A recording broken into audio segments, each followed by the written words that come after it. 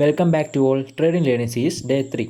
ഇന്ന് നമ്മൾ പഠിക്കാൻ പോകുന്നത് എന്താണ് ലോഡ്സ്. ഞാൻ കഴിഞ്ഞ വീഡിയോയിൽ പറഞ്ഞിരുന്നു, പിപ്സിനെ കുറിച്ച് സംസാരിച്ചപ്പോൾ ഞാൻ പറഞ്ഞിരുന്നു പിപ്സും ലോഡ്സുമായിട്ട് കണക്ട് ചെയ്യുമ്പോൾ നിങ്ങൾക്ക് കുറച്ചുകൂടെ ക്ലിയർ ആവുമെന്ന്.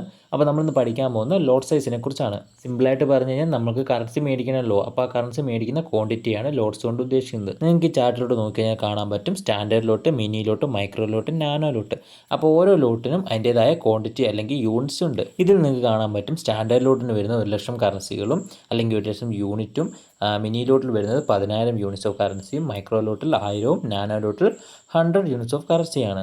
നിങ്ങളുടെ അക്കൗണ്ടിൻ്റെ ലിവറേജ് അനുസരിച്ചും അല്ലെങ്കിൽ അക്കൗണ്ടിൻ്റെ ക്യാപിറ്റൽ അനുസരിച്ചുമായിരിക്കും നമ്മൾ ഓരോ ലോഡ് സൈസ് കാൽക്കുലേറ്റ് ചെയ്യുന്നത്. ഈ ലോഡ് സൈസ് കൊണ്ട് എന്താണ് ഉദ്ദേശിക്കുന്നത് വെച്ച് കഴിഞ്ഞാൽ, ഞാൻ ഓൾറെഡി പറഞ്ഞു കഴിഞ്ഞല്ലോ, കറൻസി പേരുകളാണ്, അതിൻ്റെ വ്യത്യാസമാണ് ഫോറക്സിൽ ട്രേഡ് ചെയ്യപ്പെടുന്നതെന്ന്. അതിൽ ട്രേഡ് ചെയ്യുന്ന ഫസ്റ്റ് കറൻസി ബേസ് കറൻസി ആയിട്ടും ഏതുമായിട്ടാണ് കമ്പയർ ചെയ്യുന്നത് ആ കറൻസി കോഡ് കറൻസി ആയിട്ടാണ് അറിയപ്പെടുന്നതെന്ന് പറഞ്ഞിരുന്നു. അപ്പം നമ്മൾ ലോഡ് സൈസ് പർച്ചേസ് ചെയ്യുമ്പോൾ ആ ബേസ് കറൻസി ആയിരിക്കും നമ്മൾ ഇത്ര എമൗണ്ട് പർച്ചേസ് ചെയ്യുന്നത്. എന്ന് വെച്ച് കഴിഞ്ഞാൽ ഇപ്പോൾ യൂറോ USD എടുത്തു കഴിഞ്ഞാൽ യൂറോ ആയിരിക്കും എൻ്റെ ബേസ് കറൻസിയും, USD ആയിരിക്കും എൻ്റെ കോഡ് കറൻസിയും. അപ്പം നമ്മൾ ഈ ഒരു ലോട്ട് പർച്ചേസ് ചെയ്യുമ്പോൾ 1,00,000 യൂണിറ്റ്സ് ഓഫ് യൂറോ ആയിരിക്കും നമ്മളവിടെ പർച്ചേസ് ചെയ്യുന്നത്. എന്ന് വെച്ച് കഴിഞ്ഞാൽ ഈ 1,00,000 യൂണിറ്റ്സ് ഓഫ് യൂറോ ആണ് നമ്മൾ ഒരു USD ആയിട്ട് കമ്പയർ ചെയ്യുന്നത്. അപ്പം നിങ്ങൾക്ക് തന്നെ ഗസ് ചെയ്യാവുന്നതേ ഉള്ളൂ, നമ്മൾ എത്രത്തോളം കറൻസികൾ മേടിക്കുന്നു അത്രത്തോളം നമ്മുടെ പ്രോഫിറ്റ് ആൻഡ് ലോസിൽ വ്യത്യാസങ്ങൾ വരുന്നതായിരിക്കും. എന്ന് വെച്ച് നിങ്ങൾ ചാടിക്കയറി ലോട്ട് സൈസ് കൂട്ടി മേടിക്കരുത്. അതിന് കറക്റ്റായ രീതിയിലുള്ള കാൽക്കുലേഷൻസും കാര്യങ്ങളൊക്കെ ഉണ്ട്, അതിന് പ്രോപ്പറായ റിസ്ക് മാനേജ്മെൻറ്റ് ഒക്കെ ഉണ്ട്. ഇല്ലെങ്കിൽ നിങ്ങളുടെ ക്യാപിറ്റൽ മൊത്തം വാഷൗട്ടാവോടെ ഞാനത് ക്ലിയർ ആക്കി തരാം. കഴിഞ്ഞ പിപ്സിൻ്റെ വീഡിയോയിൽ ഞാൻ പറഞ്ഞിരുന്നു പിപ്സും ലോഡ് സൈസ് തമ്മിൽ കണക്ഷൻ വരുന്നുണ്ടെന്നും അത് നെക്സ്റ്റ് വീഡിയോ പറയാമെന്നും.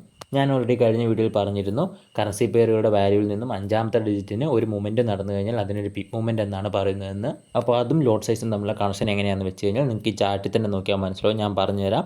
ഒരു സ്റ്റാൻഡേർഡ് ലോട്ട് മേടിച്ച് കഴിഞ്ഞാൽ അല്ല 1,00,000 യൂണിറ്റ്സ് ഓഫ് കറൻസി മേടിച്ച് കഴിഞ്ഞാൽ നിങ്ങൾക്ക് ഒരു പിപ്പ് മൂവ്മെൻറ്റ് മാറിക്കഴിഞ്ഞാൽ അവിടെ നിങ്ങൾക്ക് $10 ആയിരിക്കും ലോസോ പ്രോഫിറ്റോ വരുന്നത്.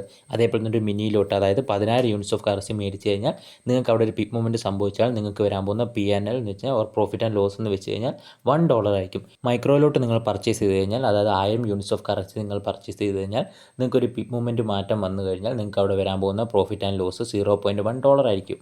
അപ്പം നിങ്ങൾക്ക് ലോട്ട് സൈസും പിപ്സും തമ്മിലുള്ള കണക്ഷൻ എന്താണെന്ന് മനസ്സിലായെന്ന് വിചാരിക്കുന്നു. നിങ്ങളുടെ സ്റ്റോപ്പ് ലോസിൻ്റെ പിപ്സ് നോക്കിയിട്ടായിരിക്കണം നിങ്ങൾ ലോട്ട് സൈസ് കാൽക്കുലേറ്റ് ചെയ്യേണ്ടത്. നിങ്ങളുടെ ക്യാപിറ്റലിൻ്റെ എത്ര ശതമാനമാണ് നിങ്ങൾ റിസ്ക് വെക്കാൻ തയ്യാറായിട്ടുള്ളത് അതനുസരിച്ചായിരിക്കണം നിങ്ങൾ ലോട്ട് സൈസ് കാൽക്കുലേറ്റ് ചെയ്യേണ്ടത്. ഗൂഗിൾ ചെയ്ത് കഴിഞ്ഞാൽ ലോട്ട് സൈസ് കാൽക്കുലേറ്റ് ചെയ്യാനുള്ള പലതരം വെബ്സൈറ്റുകൾ നിങ്ങൾക്ക് കാണാൻ പറ്റും. നിങ്ങൾക്ക് കാണുമ്പോൾ ലാഗ് അടിക്കാണ്ടിരിക്കാൻ വേണ്ടി മാക്സിമം പോയിന്റ്സുകൾ ഉൾക്കൊള്ളിച്ച് തന്നെ മാക്സിമം ഷോർട്ടാക്കിയാണ് ഞാൻ വീഡിയോസ് അപ്ലോഡ് ചെയ്യുന്നത്. എല്ലാവർക്കും വീഡിയോ മനസ്സിലാവുന്നുണ്ടെന്ന് ഞാൻ വിചാരിക്കുന്നു. എന്തെങ്കിലും ഡൗട്ട്സ് ഒക്കെ ഉണ്ടെങ്കിൽ നിങ്ങൾ കമൻറ്റ് ചെയ്യുക, എന്നാലേ എനിക്ക് അറിയാൻ പറ്റുള്ളൂ നിങ്ങൾക്കത് മനസ്സിലാവുന്നുണ്ടോ ഇല്ലയോ എന്ന്. അപ്പോൾ നെക്സ്റ്റ് വീഡിയോ മിസ്സാകാണ്ടിരിക്കാൻ ഇപ്പോൾ തന്നെ ചാനൽ സബ്സ്ക്രൈബ് ചെയ്യുക. വീണ്ടും കാണുന്നത് വരെ ബൈ.